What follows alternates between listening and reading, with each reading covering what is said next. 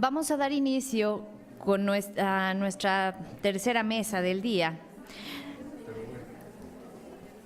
la cual se titula Democracia interna, reelección y paridad, los desafíos de las elecciones mexicanas.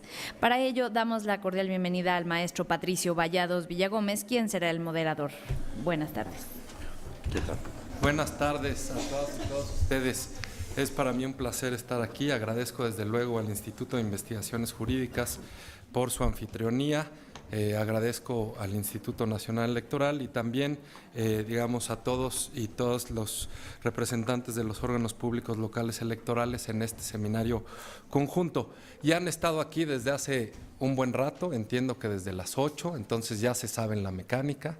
Ya no la voy a explicar mucho más, y lo que les propongo es que empecemos, digamos, a partir de este interesante artículo, dándole la palabra a Rodrigo Salazar, en primer lugar, para ver si en unos 10, quizá máximo 15 minutos nos puede hacer la presentación del artículo, y luego les pediré a los consejeros, quien han aceptado amablemente sino comentar este texto, que nos puedan dar en unas 10 minutos para que tengamos suficiente tiempo para las preguntas y respuestas, de tal suerte que estemos terminando de forma adecuada el tema. Entonces, sin más, yo lo único que les diría es que vamos a presentar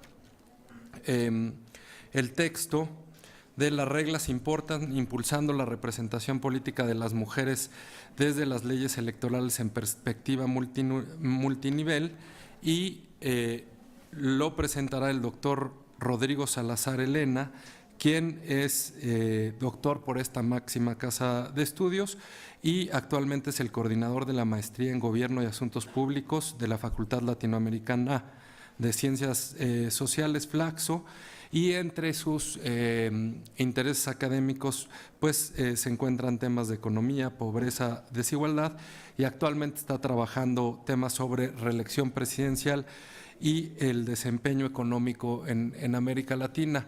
Pero bueno, en este caso vamos a comentar su interesante texto sobre género, porque como verán, digamos, ahorita acabamos de tener los primeros 2 casos de posibilidad de reelección en las elecciones que hubo ahora este verano, con resultados pues ahorita prematuros pero sorprendentes, pero ahora vamos a tener 26 casos de posibilidad de reelección, con lo cual pues este tema va a dar mucho de qué hablar, y pues es sobre todo de mucho interés este análisis teórico acerca de cuáles son, digamos, los puntos de encuentro entre la ciencia política, la teoría política y el fenómeno que ahora estamos inaugurando.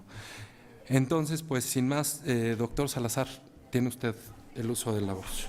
Muchas gracias al maestro Vallados. Efectivamente me lo planteó muy bien la idea del documento que escribimos con Cristina, que está aquí con nosotros, sobre este asunto, es analizar la situación desde la perspectiva de los elementos que aporta la ciencia política y la teoría política a un problema que podría darse sobre la relación entre reelección, igualdad en la representación, igualdad de géneros y democracia interna.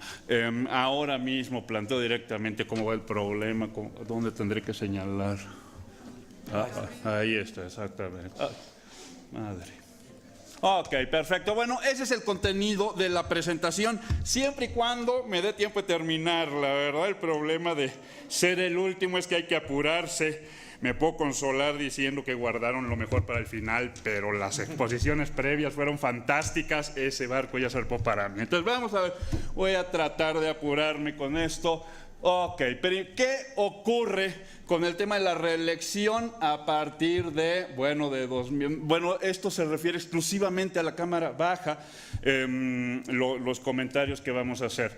A partir de 2018, ya sabemos, los integrantes del Poder Legislativo podrán presentarse a reelección inmediata. México deja de ser una excepción pues inexplicable. Bueno, tenía explicación, ¿verdad? Pero era una rareza, ¿verdad?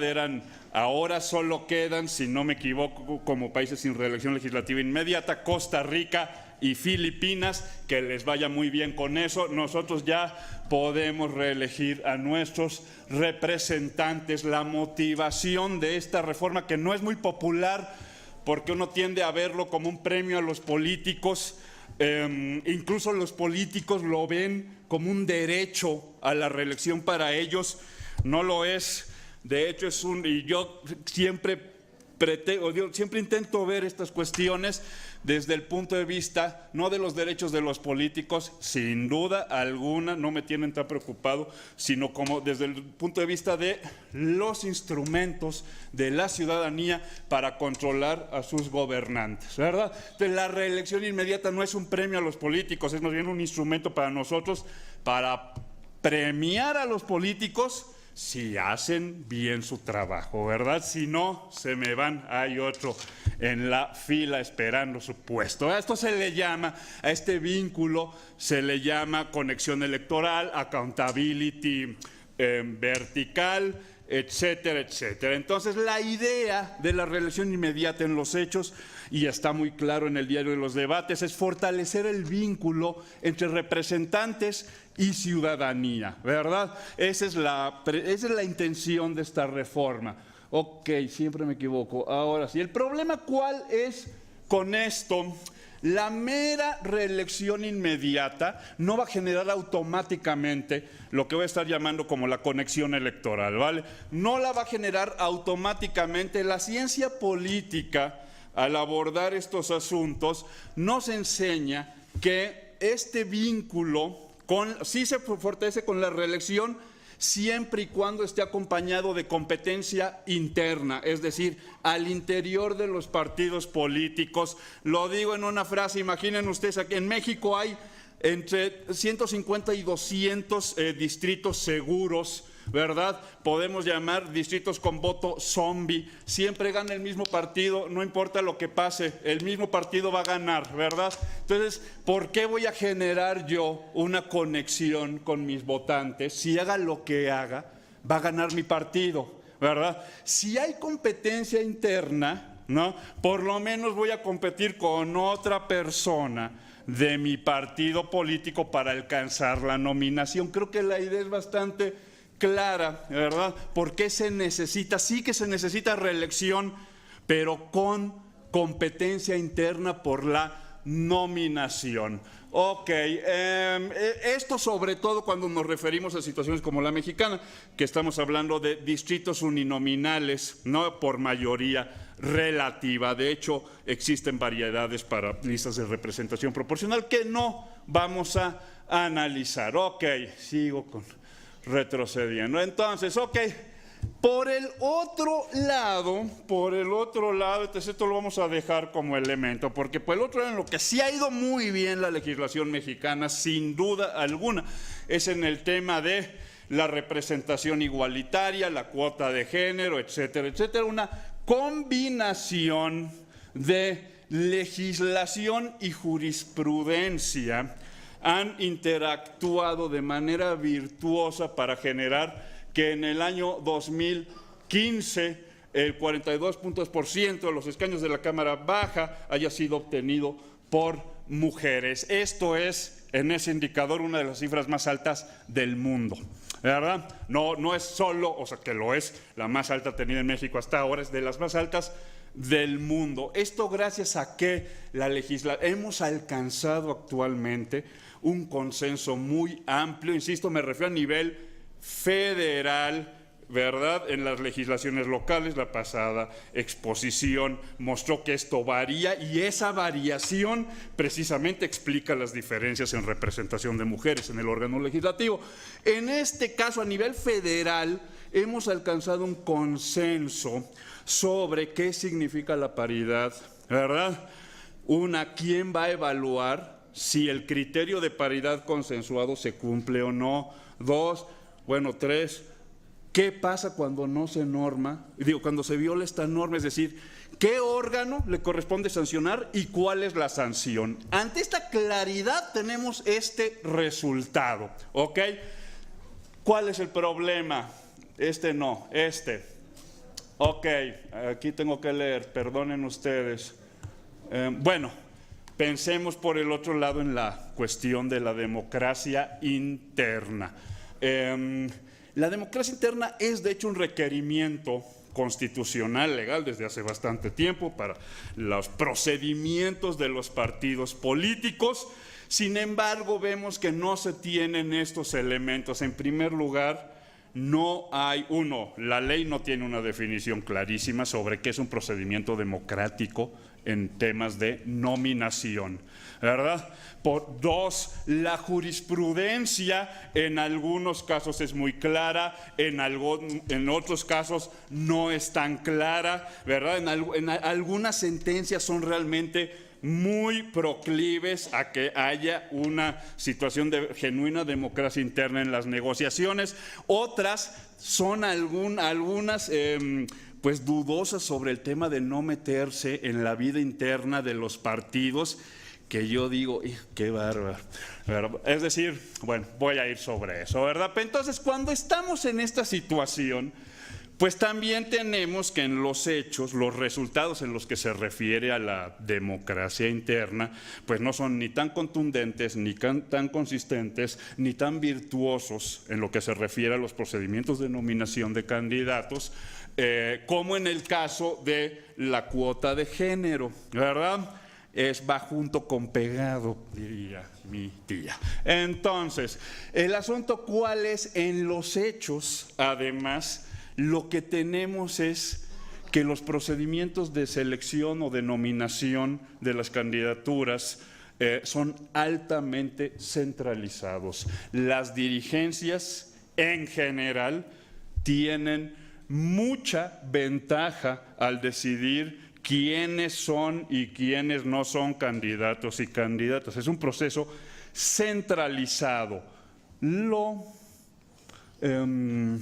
interesante del asunto es que el éxito del cumplimiento de las cuotas de género en este país reposa parcialmente, por un lado, pues en esto que les digo, ¿verdad? Legislación clara, ¿verdad? Sobre qué se debe hacer, cómo y qué pasa si no, pero reposa muchísimo en la centralización de los procesos de nominación, ¿verdad? Gracias a esta centralización, los liderazgos, entre otras cosas, pueden decir, bueno, la lista uno y otro, ¿verdad?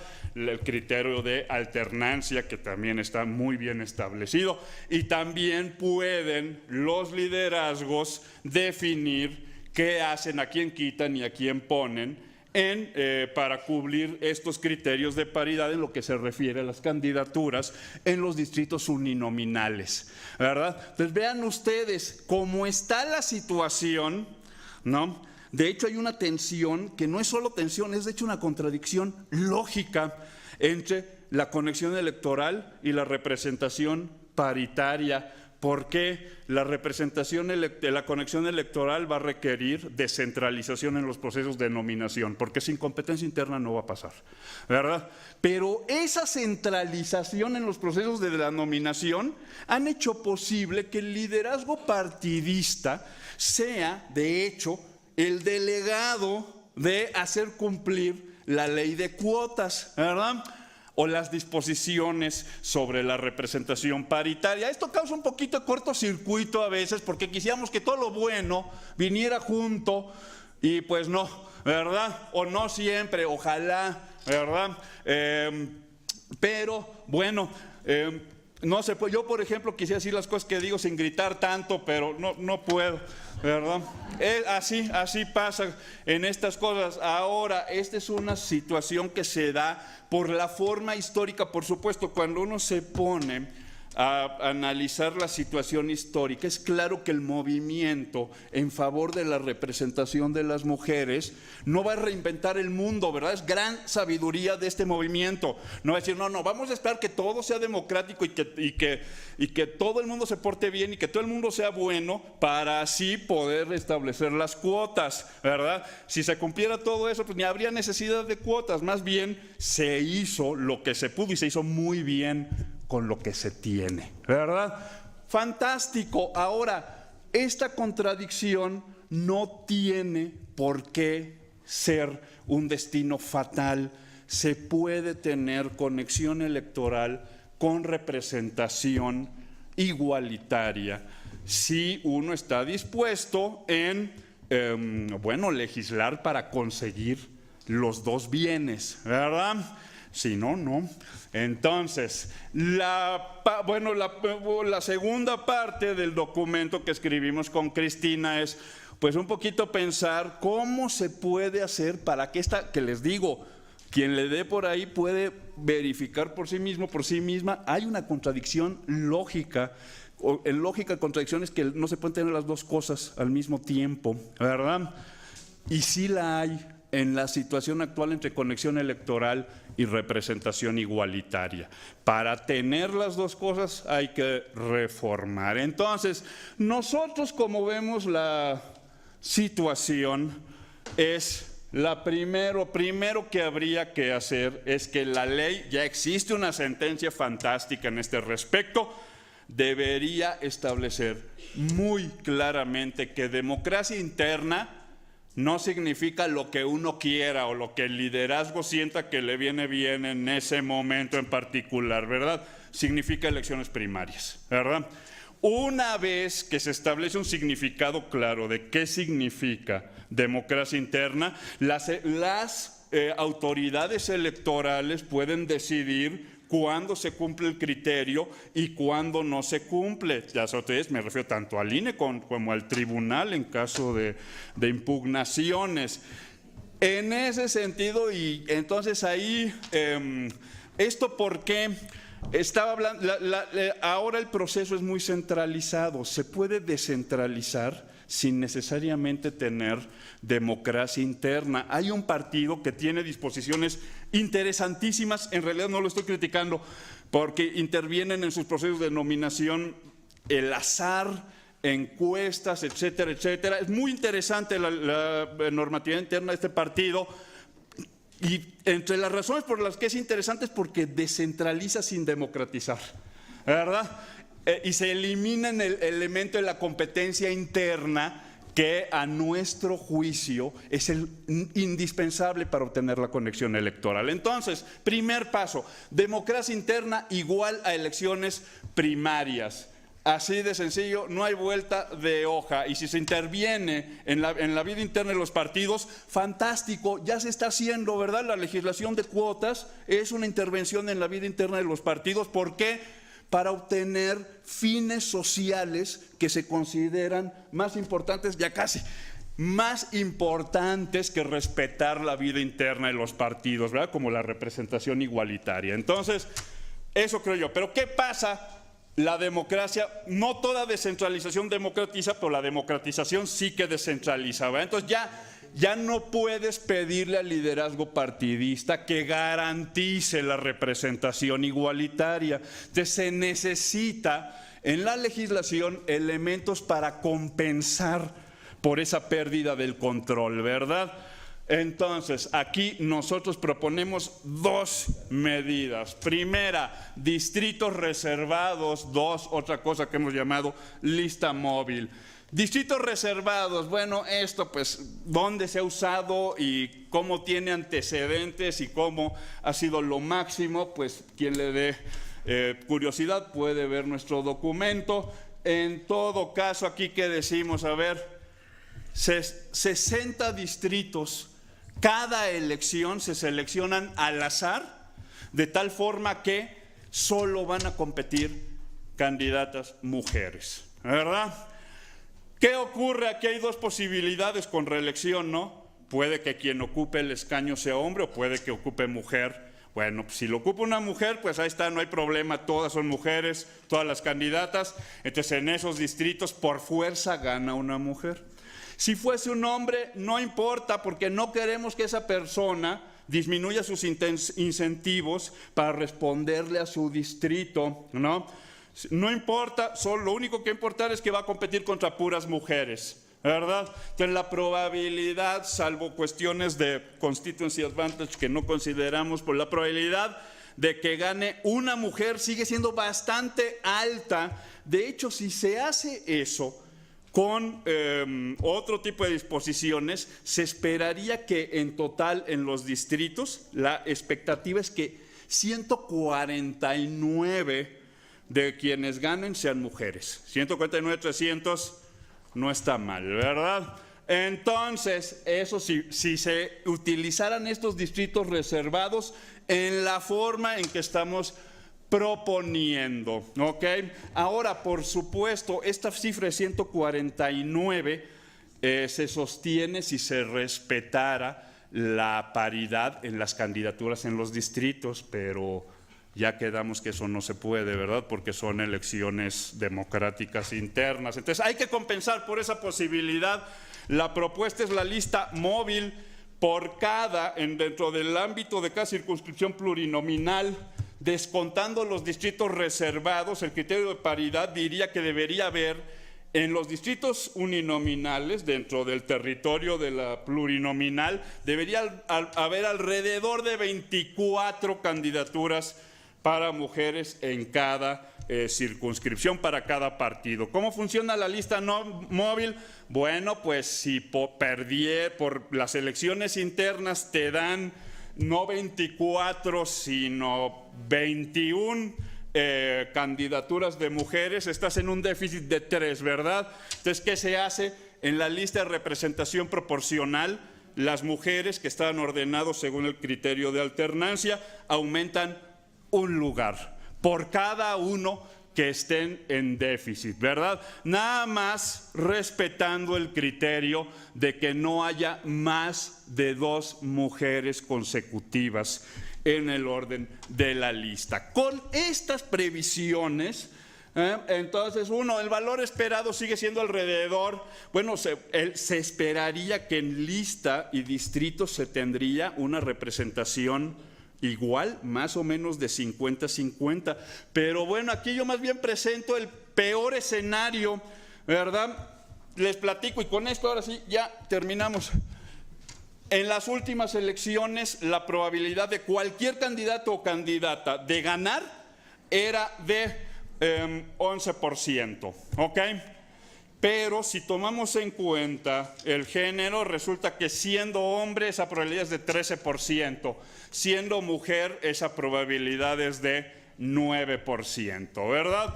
Entonces quiere decir que todavía hay un sesgo de género en los votos, ¿ok?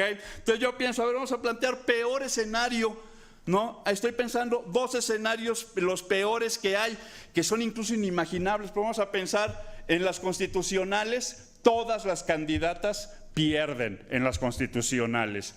Bajo la legislación actual, en una situación así, la ley te garantiza 100 escaños para mujeres, ¿verdad? Los de RP, por la lista alternada.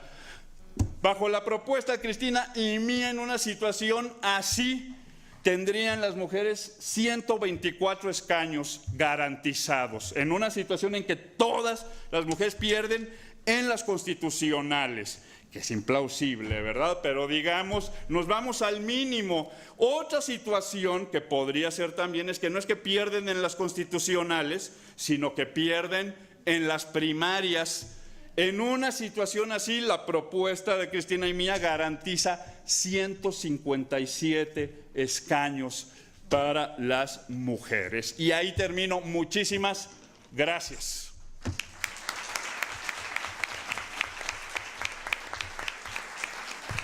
Muchísimas gracias, doctor Salazar. Ahora toca el paso a los comentaristas. Simplemente yo haría 3 apuntes muy rápido. Me parece que Rodrigo pone un tema que vamos a tener que estar viendo constantemente. Ya hay algunas cuestiones del tribunal que nos han dado luz, pero ¿de quién es ese derecho a la reelección? ¿Es un derecho personal? ¿Es un derecho de los partidos? ¿Es un derecho de ambos? En fin, eso todavía da para mucha interpretación y seguramente pronto vamos a ver esto. El dilema, que si bien el estudio es federal, no tendría por qué haberse metido con eso, pero también será interesante a lo mejor darle seguimiento a algunos de los estudiantes que nos acompañan aquí, pues poder ver el factor desde lo local, es decir, desde los estados, cómo juegan esas reglas y esas premisas en los ejemplos que a mí me gusta citar, que es el caso de Morelos o el caso de Chiapas, digamos. Si en Morelos todos quienes se pueden reelegir, que son la mayoría hombres, deciden qué hacemos, cómo mantenemos la paridad. Si en Chiapas, donde hay más mujeres que hombres de mayoría, se deciden todos reelegir, qué es lo que vamos a hacer y cómo vamos a entender, pero me parece que las bases teóricas nos pueden dar. Y como él no lo quiso decir, yo tampoco lo voy a decir, pero digamos que es la democracia más grande del mundo, así se dice. Lo que parece muy interesante, lo que dice Rodrigo, es, digamos, nosotros ya tenemos un método, bueno o malo lo tenemos, y lo que ha hecho es producir resultados que van tendiendo a la paridad. Evidentemente todavía no llegamos, pero han sido suficientes para aumentar poco a poco. Pero pues lo cierto y lo bueno de este tipo de seminarios es que conozcamos otro tipo de manera de matar las pulgas y ver cuáles son lo que les ha ocurrido en el mundo y cómo podemos pensar que la solución nuestra y la solución de los tercios federal o de los distintos cajones a nivel local puede pues eventualmente ser mejorada o puede servir, y me parece que en eso aporta mucho el texto. Y dicho eso, le doy la palabra a quien ya conocen todos ustedes, que es el doctor Jaime Riguera Velázquez, quien aparte de ser mi jefe, es consejero del Consejo General del Instituto Nacional Electoral, es un académico muy reconocido y ha dirigido pues una serie de centros de estudios en materia electoral y ha estado pues yo creo que toda una vida en estos temas. Entonces le agradecemos mucho su participación, doctor Rivera, y tiene usted el uso de la voz. Gracias. Gracias. Buenas tardes a todos, a todas. Es para mí un gusto participar en esta mesa y en este foro. Para mí es un compromiso impulsar medidas y políticas que contribuyan a fortalecer la democracia, que la democracia en el siglo XXI no puede quedarse en la libertad y la igualdad para votar y para la representación de manera abstracta. La democracia de nuestro tiempo tiene que incorporar, como lo está haciendo, un conjunto de normas y políticas que contribuyan a revertir, compensar o por lo menos atenuar los efectos de exclusión de la mayoría o de la mitad de la población que responden a estructuras sociales, creencias, tradiciones muy antiguas, muy pesadas y que para remontarlas se necesitan grandes acciones políticas, aparte de las luchas sociales en las que las sociedades democráticas han experimentado y han impulsado, y particularmente esos cambios gracias a la acción de mujeres desde hace ya más de medio siglo reconocidas como feministas, que han hecho posible primero llamar la atención sobre un problema que por muchos siglos se consideró parte del orden natural y que lograron hacer ver que en una sociedad democrática cuyos pilares son las libertades y la igualdad de derechos, era una anomalía inaceptable que la mitad de la población estuviera excluida de muchas oportunidades que ofrece la sociedad democrática. Por lo tanto, yo como pues por convicción, pero además ahora por obligación, porque formo parte de una autoridad electoral que está obligada a velar por el cumplimiento de los principios democráticos, me siento sinceramente comprometido con todas aquellas normas políticas y prácticas que contribuyan a la equidad de género, y la paridad es una meta muy importante. Yo estoy convencido que las sociedades son mejores en la medida en que las mujeres conquistan más libertades, más derechos y una mayor igualdad de oportunidades. Y digo las mujeres no porque los hombres no los deban tener, sino porque los hombres durante siglos los han tenido de manera preferente y es necesario remontar esa desigualdad. Antes de entrar a un comentario que haré breve sobre la exposición y el trabajo que nos ha presentado Rodrigo Salazar, quisiera hacer una declaración de compromiso. Como consejero electoral formo parte de la Comisión de Vinculación con los Organismos Públicos Locales del INE, presido esa comisión y he hecho un compromiso con la Unidad de Género y No Discriminación del propio Instituto Nacional Electoral de difundir, impulsar y apoyar, y yo diría trabajar directamente con esta unidad para que estas medidas y estas políticas que afortunadamente impulsa la unidad encabezada por Mónica Maxice, cuente con el acompañamiento y el respaldo también orgánico y con la parte de autoridad que ejercimos sobre los soples para que estas políticas sean conocidas y asumidas también por los organismos públicos locales. De tal manera que ofrezco desde ahora que desde la unidad de vinculación o la comisión de vinculación, mejor dicho, la cual presido, haremos lo que esté a nuestro alcance para que este valiosísimo trabajo de creación de bases de datos sobre las normas y los avances en la paridad de género, tanto para mujeres electas, candidatas, militantes, cargos públicos y las normas que propician todo esto, puedan tener continuidad y exhaustividad. Haremos pronto, promoveremos información para los organismos públicos locales en esta materia. Propondré a través de la comisión y la unidad de vinculación instrucciones para que los OPLES contribuyan a mantener actualizada esta información de manera precisa. Proporcionaremos un instrumento de recolección que permita obtener esa información de manera homogénea y fácil de manejar para que sea fácil su integración en las bases de datos y no haya que estar copiando a mano de PDFs que debería. Yo sé que no podría decir que eso pertenece a la edad de piedra, pero sí dificulta el trabajo como si lo fuera. Y apoyar la integración y análisis por medio de la unidad, integración de estas bases de datos, esta información, y los análisis que nos sean útiles por medio de la unidad de vinculación y de la propia comisión. Dicho esto, que asumo como un compromiso públicamente, quiero comentar brevemente lo que nos ha, un par de puntos solamente de lo que nos ha dicho Rodrigo.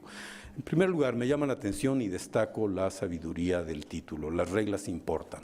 Es decir, cuando ciertos propósitos o voluntades no se traducen en reglas, si son formales y normas jurídicas, por lo tanto obligatorias, mucho mejor.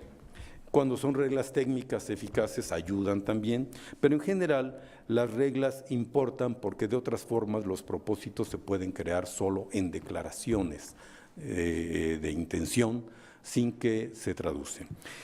Y creo que las cifras que nos muestra esta gran compilación de datos y muchos que ya están afortunadamente en la escena pública y en la opinión publicada, las cifras respecto de lo que han logrado las reglas son notables y son muy valiosas. Haber pasado de un 13% de presencia de las mujeres en 1997 en la Cámara de Diputados a un 42% es realmente notable, ¿no? Un 24%, perdone, ¿no? Es realmente un avance muy notable y por lo tanto Esto nos indica que las reglas importan. Desde que se establecieron cuotas de género, primero una de 30%, de hecho al principio cuotas de género como recomendaciones, después como obligación y ahora con la paridad obligatoria tenemos una formidable palanca para impulsar ese cambio social y político que necesitan las sociedades democráticas de nuestro tiempo. Ahora bien, las reglas importan porque, tanto las normas jurídicas como reglas de otra índole, porque las reglas inducen conductas de buen grado o por obligación, pero inducen conductas que se consideran deseables desde los órganos legislativos o instituciones que las consideren deseables. Moldean comportamientos colectivos, modifican prácticas arraigadas y forman pautas culturales. Esto último es muy importante. Es cierto que ciertos comportamientos sociales o incluso las resistencias que hay para el cumplimiento de determinadas normas que aún por ser normas jurídicas son obligatorias, se enfrentan con obstáculos de tipo cultural, eso es cierto, pero también es cierto que las normas, las reglas, cuando son eficaces, van creando poco a poco cambios culturales. Es decir, la cultura favorece determinadas instituciones, entendidas estas como reglas de comportamiento colectivo, formales e informales, pero estas reglas con el tiempo también pueden producir cambios culturales en una relación virtuosa. Claro, hay que subrayar que tales cambios, tanto los que producen las reglas como sobre todo los que logran cuajar en pautas de comportamiento, pautas culturales, no son efectos inmediatos. Requieren de un tiempo de práctica, de un tiempo de modificación de conductas, de modificación de creencias. Claro, no podemos esperar a que cambien las creencias y que todo el mundo quiera respetar la igualdad, la libertad y los derechos y la igualdad de oportunidades que deben tener ambos géneros. No, hay que establecer normas obligatorias que inducen, impulsan, obligan cuando es necesario para hacer estos cambios. Ahora bien, ¿qué relación tiene esto con la reelección y la paridad? Lo cierto, desde un punto de vista formal, la reelección con la paridad obligatoria plantea algunos problemas, es cierto, se trataría de conciliar dos valores como la paridad o la equidad de género y la reelección como derecho de los ciudadanos y derecho de los políticos que quieren hacer una carrera profesional en su campo. Desde el punto de vista formal no es muy complejo en sí mismo el problema, no lo es porque el respetar la paridad de género es una obligación legal de los partidos. Ellos lo tienen que hacer. Cualquiera que sea su método de elección interna, el resultado debe ser paridad de género en las candidaturas. Desde ese punto de vista, si es problema, lo es de los partidos. Lo es de la autoridad hacer cumplir ese principio y esas reglas. Y la autoridad tiene todos los medios legales para hacerlo. Medios coactivos, simplemente registra o no acepta determinados registros. Si un partido presenta una lista de candidatos, tanto de mayoría como de representación proporcional, que no cumple con la paridad exigida, no procede el registro. Por lo tanto, ¿qué les corresponde a los partidos? Cumplir. Ellos verán cómo de acuerdo a sus métodos de elección interna, pero es problema de los partidos y los partidos tienen que establecer sus propias reglas. Yo creo que es sano que los partidos tengan suficiente libertad para establecer sus propias normas y para conducir sus procedimientos internos, con principios mínimos de decencia democrática, pero lo importante es que el resultado debe ser candidaturas paritarias. Y se preguntan, ¿y qué hacer en el caso de que hoy la mayoría de los cargos que ya no están, bueno, el cargo legislativo ya no es tan grande la mayoría, pero bueno, como sea, si hoy la mayoría de los cargos legislativos los tienen los hombres y todos quieren reelegirse, ¿qué vamos a hacer? ¿O qué vamos a hacer si hoy la mayoría de las presidencias municipales, lo cual sí es muy cierto, están ocupados por hombres y todos quieren reelegirse? Pues con la pena, señores partidos, hay una obligación legal que cumplir. El partido decidirá a quienes selecciona o a quienes contiene o a quienes frena de los ansiosos por reelegirse. Pero el resultado de las postulaciones, el conjunto de candidaturas, tiene que ser paritario. Y esto es así, y la autoridad tendrá que hacer cumplir esa regla de registros. Creo que a veces esto se plantea como un problema porque a veces se entiende que la reelección es ya como un derecho y hasta una obligación de participar, o que el que quiere reelegirse pues ya tiene el derecho sin ningún obstáculo. No, momento. La reelección, en realidad, el cambio constitucional y legal que se ha hecho en esta materia no implica que haya el derecho a la reelección como tal, sino únicamente que se removió un obstáculo que impedía que alguien que ocupaba un cargo se pudiera postular de manera consecutiva al mismo cargo. Eso es todo. Es decir, no es un derecho positivo, se eliminó una restricción que existía y en esa medida, para los que quieran reelegirse, pues tienen que hacer su trabajo como cualquier otro. Los militantes que quieren ser candidatos, esos son los que están ocupando un cargo, militantes que quieren ser candidatos.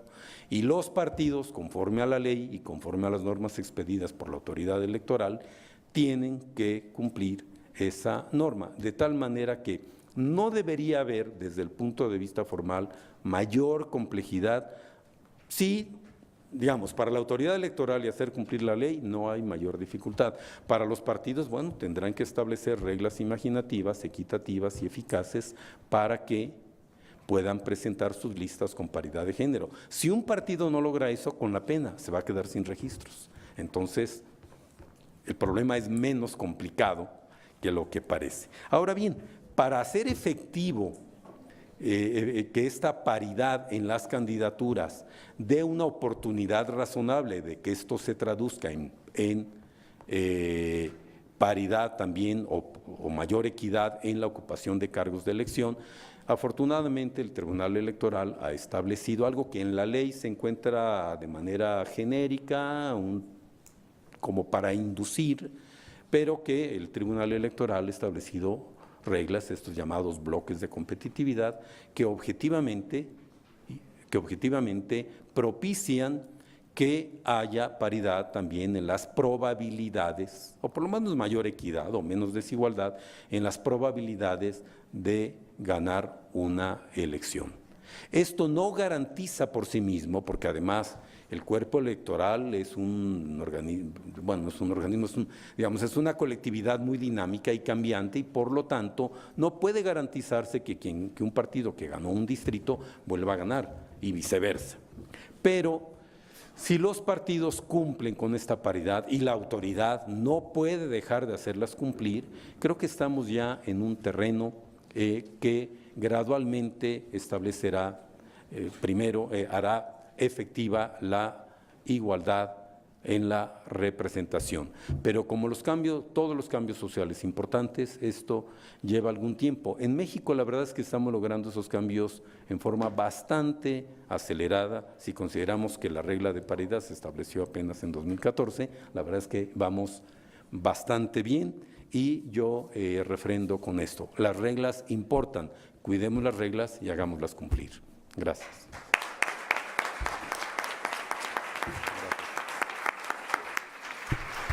Muchísimas gracias, consejero Rivera. Y en efecto, lo que nos dice, me parece central, el doctor Rivera tres cosas. Uno, como ya se sabe en ciencia política, que a lo mejor aquí en este Instituto de Investigaciones Jurídicas no, pero lo que ya todos, no se puede agregar preferencias individuales en una preferencia colectiva sin que las reglas sean determinantes para el resultado. Digamos, eso es una máxima en la ciencia política y me parece que el consejera Rivera se señala muy bien.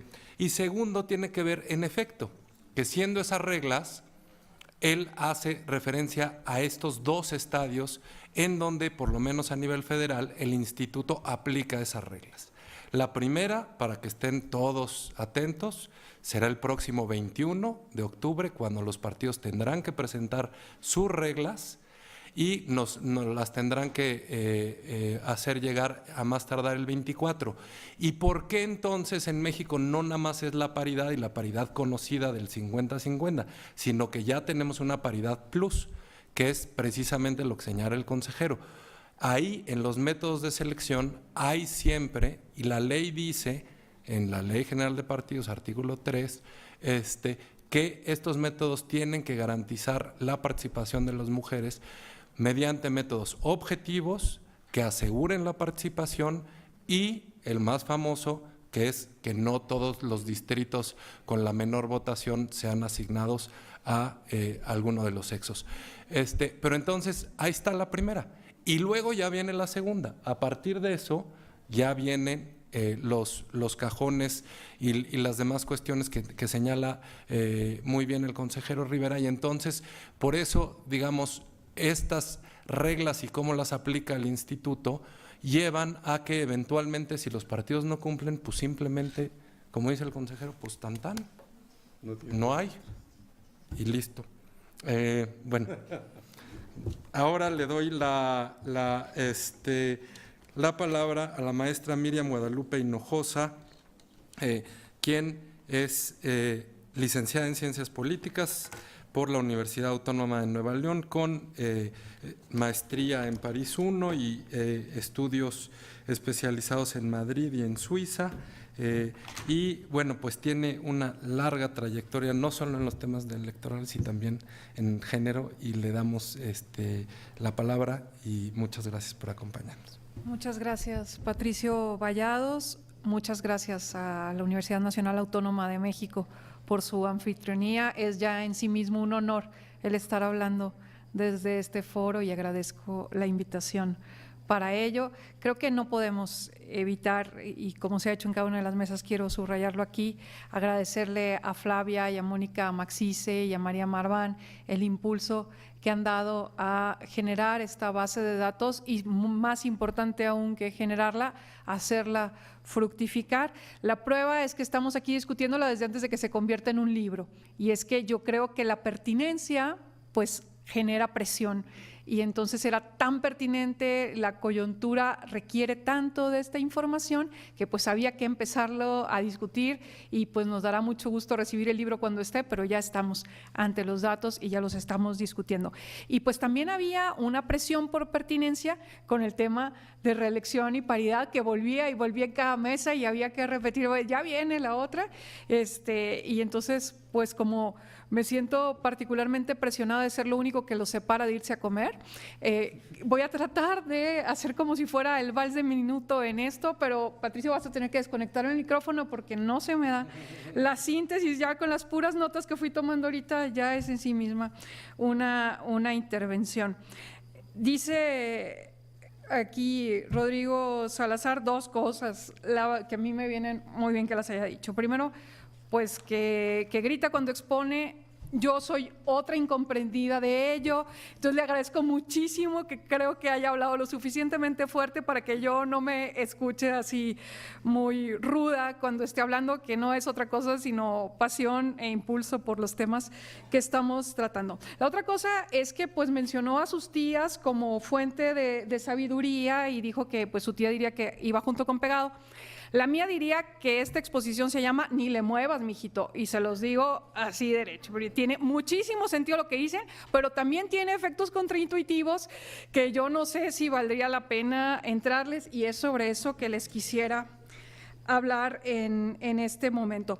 Creo que la lección más importante que nos dejan las elecciones de 2017 es que todas estas herramientas con las que hemos estado trabajando para hacer realidad la paridad no son techo, son piso. Y creo que sobre eso hay que seguir construyendo. Quiero decir que lo que ellos redactaron, y aquí quiero señalar también, como muy claramente lo ha hecho Rodrigo, que hay una coautoría de parte de Cristina Osornio y que pues como mujeres estamos obligadas a subrayar que también está su contribución. Muchas gracias, Cristina. Es un capítulo muy sólido, con una bibliografía que yo creo que ya per se las hojas de la bibliografía son una inmensa aportación, explican de forma extraordinariamente clara un tema extraordinariamente complejo y agregaron valor porque hacen una propuesta concreta de cómo resolver la contradicción que ya tan claramente nos explicó el doctor. Aún así, creo que la mayor aportación que hacen es…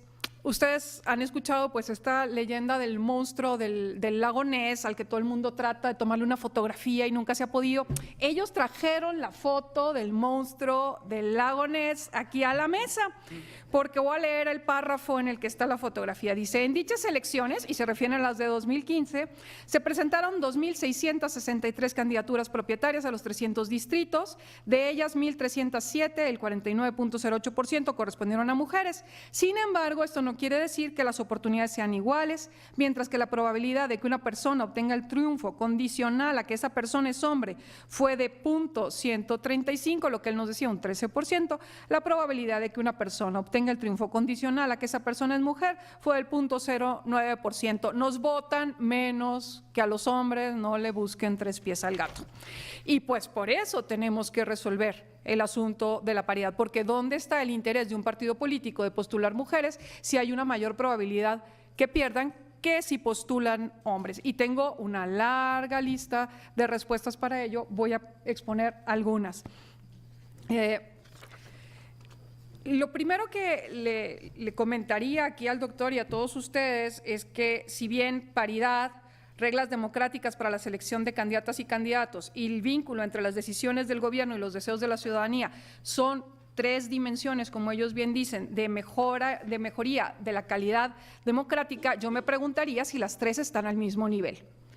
Y que por eso es que valiera la pena sopesar si tendríamos que caminar en el sentido de una o de la otra o tratar de hacerlas que se concilien.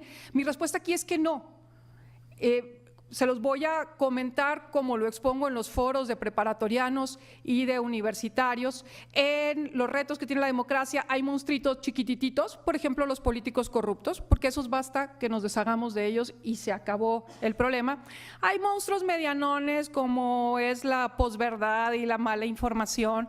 Hay monstruos bastante consecuentes, como pudiera ser la apatía, la desafección política, pero hay el payaso de la película de It, que es el villano de moda, que se llama patriarcado. ¿Y por qué es el más grande de los retos de la democracia? Porque es el más transversal de los retos de la democracia, porque es el que no respeta ideologías, no respeta fronteras, no respeta clases sociales y sobre todo estamos tan ahogados en él que somos incapaces de sobreponernos si no es a través de una acción profunda de las instituciones, que es lo que buscamos lograr por la vía de estas reglas, estas sentencias, esta jurisprudencia. Luego, diría que muy atinadamente los autores señalan que la participación de las mujeres en México ha avanzado soportada por estas normas institucionales. Y yo me preguntaría, ¿y por qué creen que las normas institucionales soportan esta dimensión de avance democrático por encima o más rápidamente de lo que la han hecho de las otras? Pues me quedan ahí las preguntas, pero podría ser por lo transversal del reto paritario, porque hay una mayor resistencia de los partidos a atender a los electores y o abandonar su control cupular que a integrar mujeres, y por qué puede ser que haya una combinación de todas las anteriores y todas las que ustedes se les puedan imaginar ocurrir en estos momentos. Los autores sostienen que, cito, cuando se trata de circunscripciones uninominales, solo se puede esperar que la reelección refuerce el vínculo entre representantes y ciudadanía, si la candidatura se obtiene mediante un proceso democrático. Creo que es uno de los supuestos esenciales del capítulo que nos presentan. Sobre eso también tengo algunas reflexiones, de entre ellas, pues algunas que ya muy bien señaló aquí el consejero. En México, más que aprobarse una reelección, y esa fue la voluntad de los partidos porque fueron los que lo aprobaron en la Cámara, lo que se aprobó fue una no inhabilitación de algunos militantes que de otra forma habrían estado limitados. Entonces, lo que tenemos es que los partidos políticos ampliaron su cantera de opciones, pero los individuos no adquirieron derechos, a menos que los tribunales nos sorprendan diciendo otra cosa próximamente. Siendo así, efectivamente, habría un interés de parte del o la electora en hacer, de parte del electo o la electa, en hacer un buen trabajo. ¿Por qué?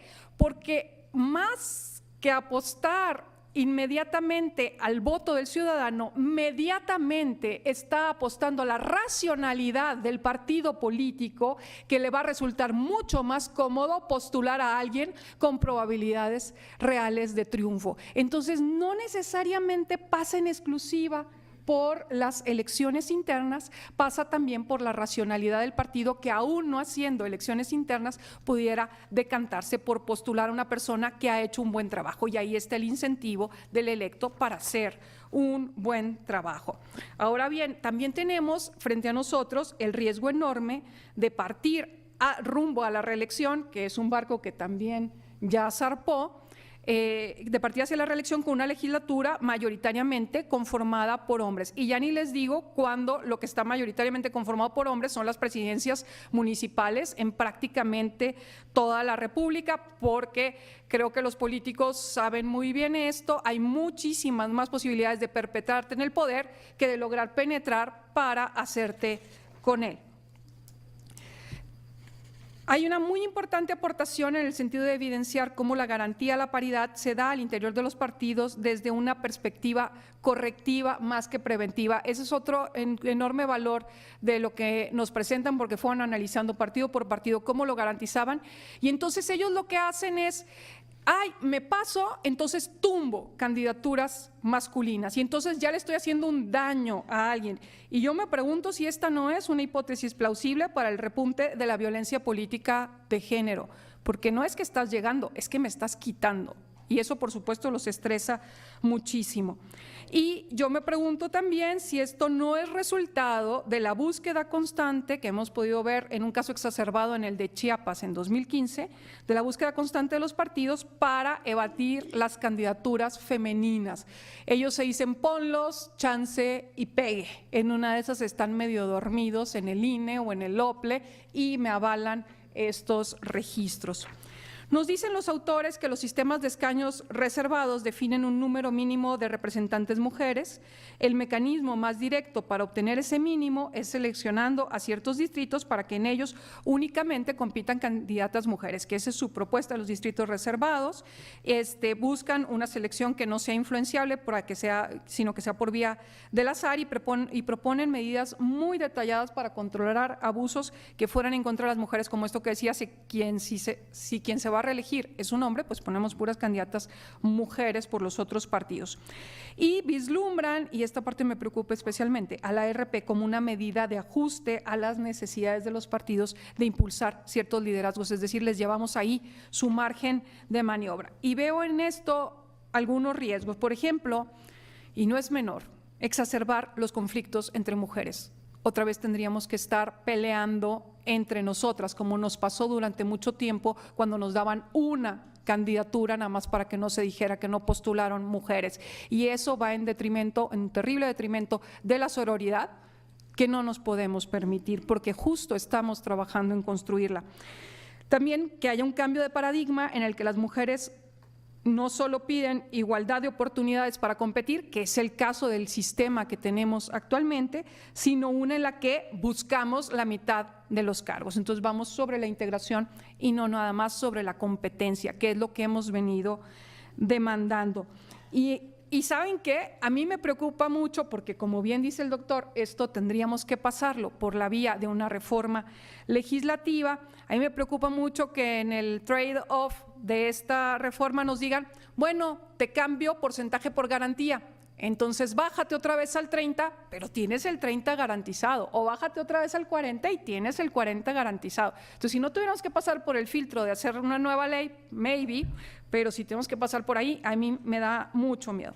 Y la otra gran preocupación de lo que les decía ahorita, de llevar a la RP la corrección, es que lo único que vamos a hacer, creo yo, es subrayar esta impresión de la RP como herramienta de los partidos de perpetrar liderazgos caciquiles y nefastos, que es lo que ha traído este contrasentido de que la ciudadanía pida acabar con la RP cuando la RP es lo más correctivo que tenemos, no solo para la presencia de las mujeres en las cámaras, sino también para la sobrerepresentación de los grandes partidos y la llegada de las minorías al Congreso. Entonces, en el minuto que me queda, diré lo siguiente, lo voy a leer para no tardarme. Como los propios autores sostienen, y cito, se sabe que las representantes electas en los distritos reservados de la India favorecen a las mujeres de sus distritos de diversas formas, directas o indirectas. En los distritos reservados es mayor la motivación para la superación educativa y profesional entre las mujeres adolescentes, la inversión en infraestructura relevante para las necesidades de las mujeres e incrementa la probabilidad de que una mujer sea electa en el distrito cuando pierde su estatus de reservado. Intuyo, doctor, que este efecto no se debe al sistema de distritos reservados, sino al efecto pedagógico que tiene la presencia de mujeres en el poder, hayan llegado como hayan llegado. Y justo eso creo que es lo que tenemos que buscar, no por cualquier vía, sino por todas las vías. Y con esto termino. Muchas gracias.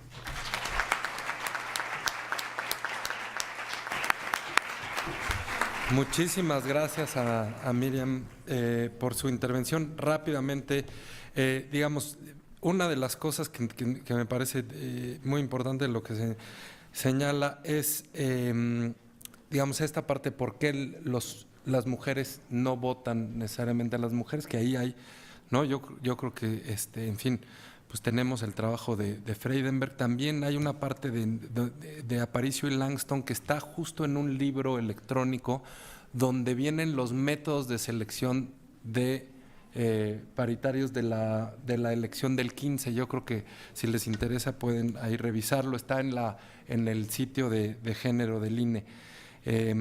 La parte de las tasas de reelección, digamos, y el efecto del incumbent, que me parece que lo que señala la maestra Hinojos es muy, muy importante. Otro tema central es estar muy atentos a si en estas 26 entidades donde hay reelección podemos observar un repunte de violencia política de género. Me parece que hay que estar bien atentos a eso porque digamos, vamos a tener un entorno para estudiar bien el tema. Y la otra parte, pues que también es un dilema bien complicado, que es, digamos, esta posibilidad de margen de maniobra en RP. Es decir, pues el dilema, digamos, grueso es, podemos alterar, digamos, los resultados que dieron la ciudadanía en las urnas y la votación que dieron con sus boletas a la hora de conformar o no. Pues está muy interesante esto. Entonces ya no les sigo, mejor me paso a las preguntas rápidamente. Principio Mariana, que dice que interesante que la única mesa sobre paridad esté integrada con la representación de una sola mujer. Esta la voy a contestar yo porque yo soy el culpable. Porque me llamaron a una conferencia de prensa para independientes en el INE y le pedí a la maestra Maxice que me cambiara. Acuérdense que yo estaba en la primera mesa. Entonces yo soy el único culpable de eso y es por un compromiso institucional, pero no me quería quedar fuera de este seminario, entonces le pedí y entonces pues por eso se nos desajustaron las mesas y por eso ofrezco una disculpa, pero qué bueno que sí me invitaron. La otra es para Rodrigo Salazar. ¿Ve viable una reforma electoral para integrar los escaños reservados para mujeres o para grupos subrepresentados como personas indígenas? Y hay dos para todos, yo creo, que es, uno, se ha estudiado por qué la mayoría de las mujeres vota por hombres, de María Trinidad Gutiérrez, Y otra que no tiene nombre de quien pregunta y dice, ¿los soples deben emitir lineamientos de reelección? Pregunta. Otra pregunta, ¿deberían explicitar en sus lineamientos de paridad el tema de reelección? Y otra pregunta, ¿el INE u OPLES podrían exigir a los partidos explicitar sus criterios para conjugar reelección y paridad? Entonces, pues, si les parece en el mismo orden, ¿nos vamos? ¿Sí? Muy bien. Adelante, por favor. Ok, bueno, muchas gracias. Aprovecho esto, por la prisa del inicio no lo hice, para agradecer ampliamente a Flavia Freidenberg por invitarme a participar en este proyecto. Me siento muy honrado de estar aquí, a pesar de que no se cumplió la situación en la mesa por motivos dichos. Bueno, ahí realmente sobre eso y sobre si los hombres deben emitir lineamientos, pues tanto estar aquí como en el libro y como en esa situación, ¿qué les puedo decir? Si me preguntan, muy humildemente voy a dar mi mejor opinión dentro de mis herramientas, ¿verdad? Para dejar ese asunto. Lo de los distritos reservados, qué bueno que se mencionó este tema de otras minorías. Hay países en América Latina, Colombia más notablemente, que tiene distritos reservados para minorías indígenas. Hay en Europa, muchos países usan muchos distritos reservados para población que vive en el extranjero, es decir, ellos votan, pues es un distrito internacional, ¿verdad?, para los residentes en el extranjero, etcétera, etcétera. Ahí, una vez más, pues es una cuestión, creo, por ejemplo, pues la población indígena está entre el 10 y el 15% del país. Creo que aplica el mismo criterio, ¿verdad? En la medida en que los representantes sean en una proporción inferior, pues es un signo de una situación inequitativa y que podría mejorarse. Yo realmente no veo por qué no, mientras sean condiciones de competencia equitativa entre todos y todas las candidatas. En todo caso, y más, se puede corregir si es mujer e indígena, la situación de doble explotación. A mi juicio, todo es pensando en el resultado deseado. Para eso están las instituciones son de diseño humano. Bueno, un poco pues, el doctor Rivera lo mencionaba, y las podemos diseñar para resultados que consideremos deseables como sociedad. Entonces, pues bueno, sí que se puede. Depende del consenso social alrededor, ¿verdad? Ojalá lleguemos para algunas cuestiones al mismo consenso que hemos tenido para los estupendos resultados que tenemos en cuanto a la representación de las mujeres. Y aquí quiero ser muy claro en dos cosas. A ver, una, si empiezo diciendo que me tienen sin cuidado los derechos de los políticos, no solo es por mis impulsos antipolíticos, que pues, los comparto con todo el mundo, ¿verdad? No solo es por eso, es para sacar la discusión de ahí, ¿verdad? Cuando empiece la gente a poner sus impugnaciones y mi derecho a ser reelecto, bueno, toda la discusión se va a ir a si tiene o no un político el derecho o una política, da lo mismo, a la reelección. Y yo realmente creo que debemos mirar las cosas desde la perspectiva. Recuerden, la democracia no es solo llevar a la gente al gobierno, son derechos de participación, y debemos diseñar la democracia para darnos las mayores herramientas para controlar a los gobernantes, ¿verdad? Cuando no se tienen esas herramientas, tenemos democracias con corrupción, ¿verdad? Con gobernantes incompetentes, con gobernantes irresponsables, porque ya los elegimos y no tenemos herramientas para controlar lo que hacen mientras están en el cargo, ¿verdad? A eso voy con esto. A mi juicio, la reelección abre la posibilidad de la conexión electoral, no como derecho de los políticos, que insisto, no es realmente el punto importante, sino como herramienta de la ciudadanía de control. Entonces, yo estoy totalmente de acuerdo. La legislación actual es clarísima y realmente no hay problema. De hecho, hay una sentencia que realmente es muy clara, que no dice que siempre la va a haber, pero es muy clara diciendo, en caso de contradicción, ¿verdad?, la representación paritaria prima sobre la democracia o las consideraciones de democracia interna. Entonces, si no le movemos, ya lo tenemos. De hecho, el monstruo del patriarcado ha sido, su derrota ha sido priorizada y yo quiero ser muy claro, yo estoy muy bien con eso, ¿verdad? No estoy diciendo hay que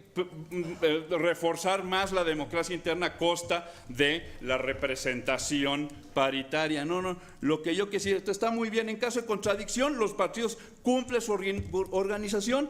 Pobre señor, pobre señora, quien se quería reelegir y no pudo, de pelos. Entonces sí está muy bien, pero también perdemos conexión electoral.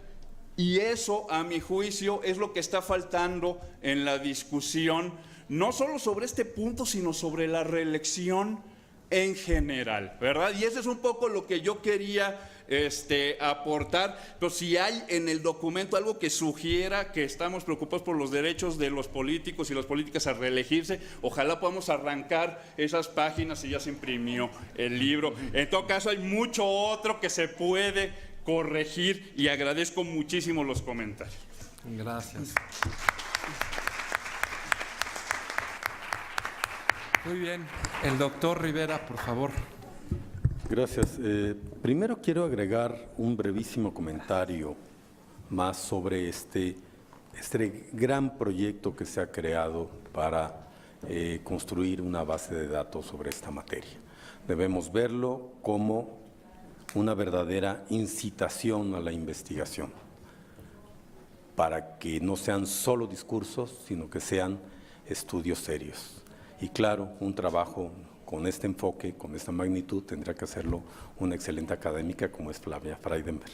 Muchas gracias por esto. Quiero comentar un poco, a ver, de pasadita, este cortés reclamo que nos hacen porque en esta mesa hoy habemos 3 hombres. Yo no lo veo tan mal, porque la lucha por la equidad de género es también cosa de hombres. Y qué bueno que estamos aquí, más hombres, hablando de lo mismo, impulsando de lo mismo y comprometiéndonos con ello. Yo creo que las posibilidades de evolución hacia una mayor igualdad entre los géneros depende decisivamente de que haya más hombres comprometidos con esta causa. Creo que los 3 que estamos aquí lo somos y eso entonces no está tan mal.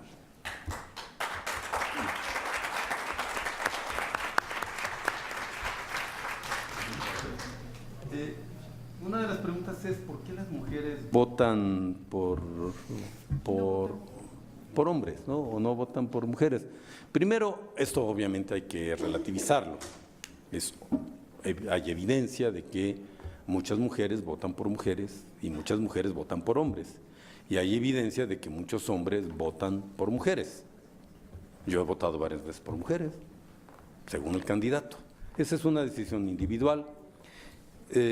Y lo que hay que reconocer es que las reglas inducen prácticas, decía yo hace unos minutos, y las prácticas producen aprendizajes. Esto es una ley hasta natural en las especies, ¿no? Y los aprendizajes significa cambio de conductas y cuando estos se arraigan se vuelven ya parte de la estructura social. Y yo creo que lentamente quizás, aunque si lo miramos en una perspectiva de la humanidad milenaria, pues no han sido lentos, los cambios han sido notables en pocas décadas y yo creo que estamos en ese camino.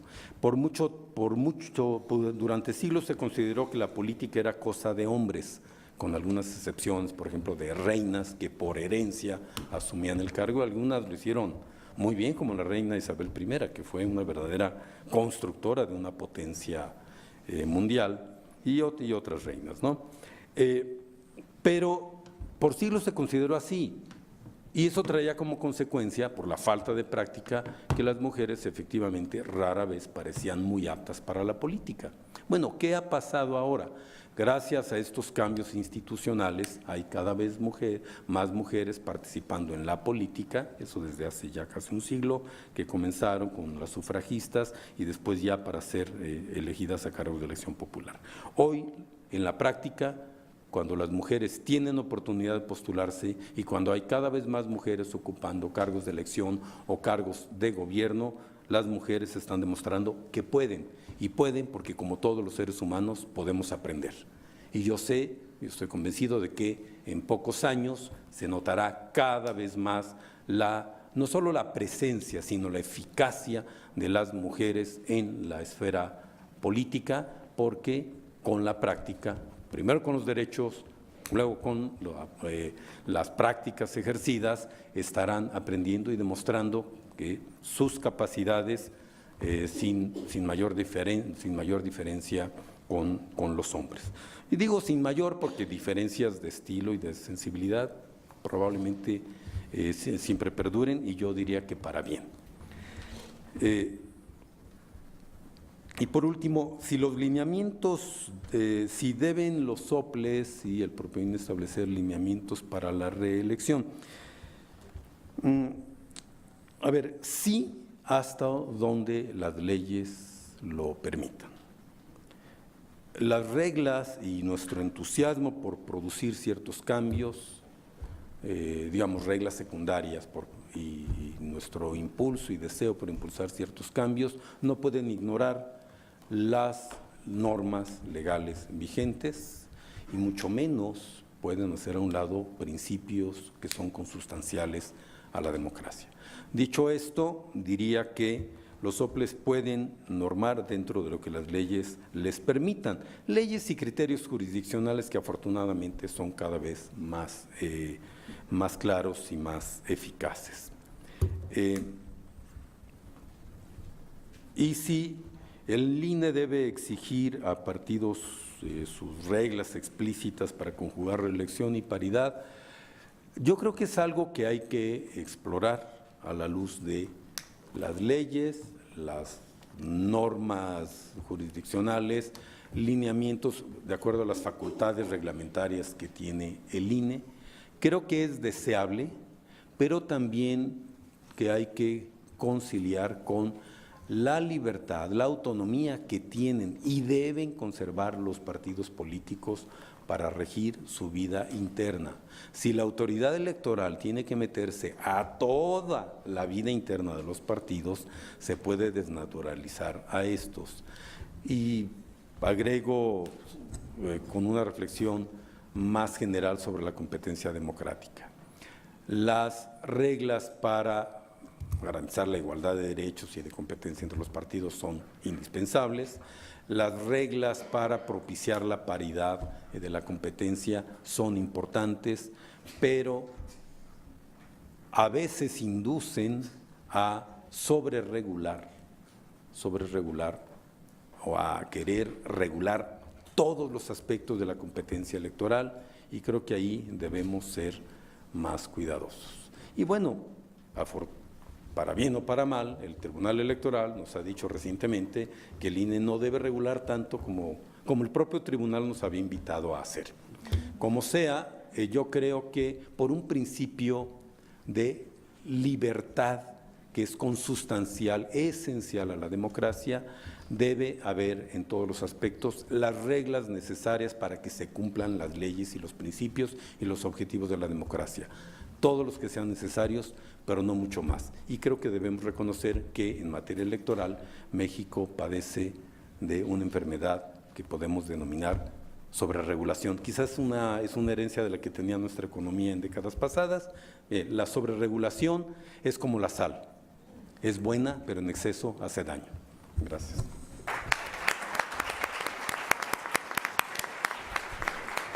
Muchísimas gracias, maestra Hinojosa. Sí, pues primero que nada agradecer la apertura del doctor Salazar, Elena, a los comentarios que se hicieron. Creo que estamos en la misma cancha y lo que está proponiendo son soluciones muy creativas que tal vez dentro de algunos años allí nos encontremos viendo cómo las operamos, y creo que es de aplaudirse el esfuerzo que hicieron en este sentido. Y como las preguntas que hicieron creo que fueron bastante ampliamente respondidas, me atrevo a poner sobre la mesa 2 puntos. Uno, un poquito volviendo al tema de la vida interna de los partidos, de la que sí, por supuesto, tenemos que ser muy respetuosos, pero sí entender que hay mucho que se juega ahí adentro, y que a veces pareciera que ocurre exactamente el mismo fenómeno que con la violencia doméstica, de los muros para adentro todo se vale. Y pues tampoco podemos permitir eso y tenemos que también ser muy creativos en las soluciones al respecto. Por ejemplo, en Nuevo León veíamos cómo había un bypass de la información que se generaba en torno a los temas de género, que no se lo pasaban a quienes llevaban las carteras de género al interior de los partidos. Entonces les creamos su propio foro, la mesa interpartidaria de género, y entonces ahí les ponemos toda la información y ahí la discuten para evitar que las mediaticen, por ejemplo.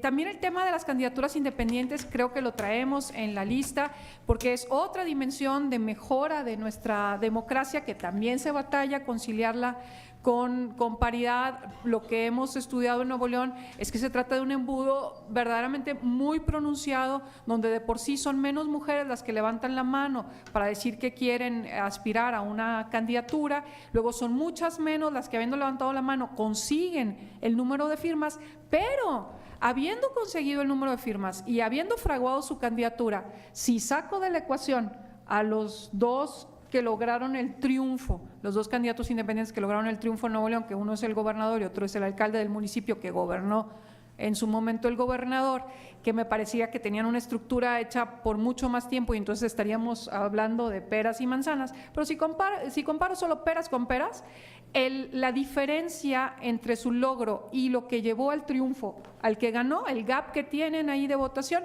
es prácticamente idéntico entre mujeres y hombres. Entonces, si queremos empezar a apuntalar las candidaturas independientes de las mujeres, está en la fase de recolección de firmas, por lo menos es lo que tenemos de evidencia, y con esto termino.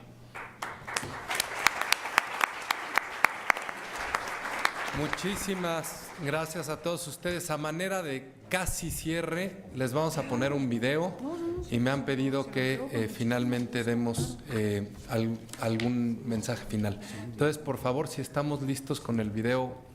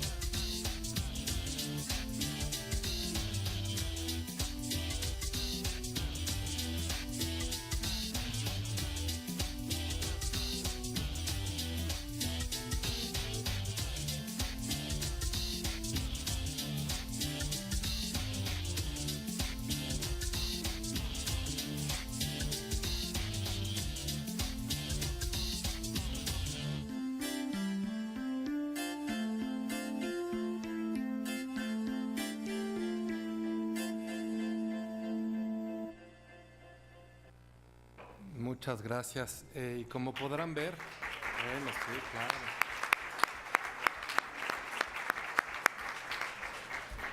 claro. Como podrán haber visto, digamos, partimos, digamos, en el INE, en el Instituto de Investigaciones Jurídicas, de la convicción de que el goce de los derechos políticos de las mujeres es una dimensión crítica de la calidad democrática.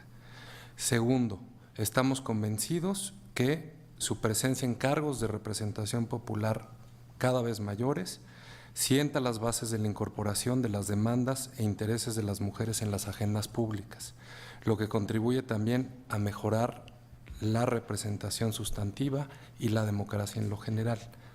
A partir de eso, y como hemos venido discutiendo a lo largo de esta mañana, pues advertimos 4 tipos de obstáculos: los culturales, los partidistas, los institucionales y, como la maestra Hinojosa acaba de bautizar el último, sería el monstruo de lo estructural. Para tratar de incidir a eliminar estos obstáculos y a fortalecer la representación de hombres y mujeres en paridad, la Unidad Técnica de Igualdad de Género, con el apoyo del Instituto de Investigaciones Jurídicas, y aquí déjenme aprovechar para agradecer el trabajo de la doctora Freidenberg y todo ese equipo para la realización de esto. Lo que se han buscado son sinergias institucionales que nos permitan estudiar los fenómenos y poder, a partir de información cierta, poder atajarlos.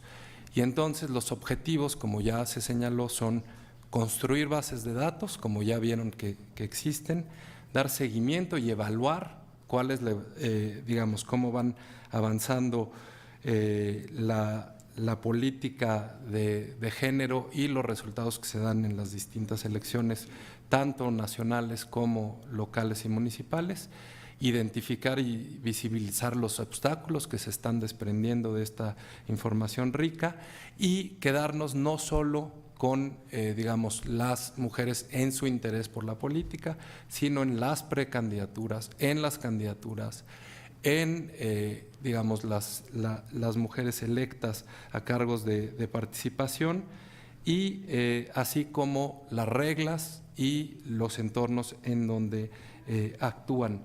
De tal suerte que ya tenemos y hoy estamos lanzando este proyecto junto con el Instituto de Investigaciones Jurídicas. Como vieron, las bases de datos que ya están, que ya pueden ver, son mujeres en las normas, mujeres candidatas, mujeres electas, mujeres en órganos electorales, mujeres en cargos de dirección de los partidos políticos y los asuntos relacionados con el 3% en el gasto de los partidos. Se trata de información que es muy rica, que es de acceso libre. Vieron que están las tablas de Excel, no hay que pedirle permiso a nadie, están ahí para que las usen ustedes. Si nos pueden dar crédito mejor, pero si no tampoco pasa nada.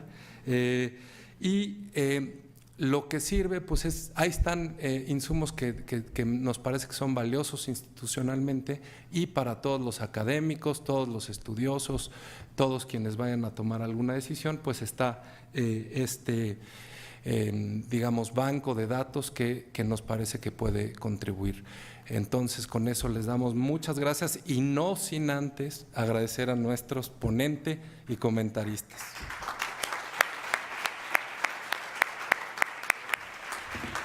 Les damos su respectivo reconocimiento. Con esto damos por concluido este encuentro conmemorativo del 64 aniversario del reconocimiento del voto de las mujeres en México. Gracias a todos por su asistencia. Que tengan muy buenas tardes.